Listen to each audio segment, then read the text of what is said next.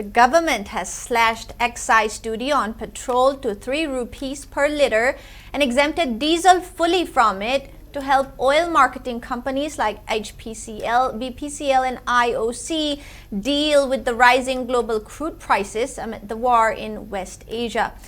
The Finance Ministry, in a notification dated March 26th, cut excise duty on petrol to 3 rupees per litre from 13 rupees per litre earlier, while the levy on diesel has been slashed to nil from 10 rupees earlier.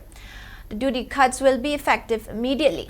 Fuel marketing companies in India have been under strain as retail petrol and diesel prices remained frozen despite nearly 50% surge in international oil prices since February 26, when the United States and Israel launched military strikes. On the other hand, petrol and diesel prices across the country largely remained the same even after the center announced a sharp cut in excise duties. Analysts say oil companies previously selling at a loss will be the ones to benefit from the tax cuts.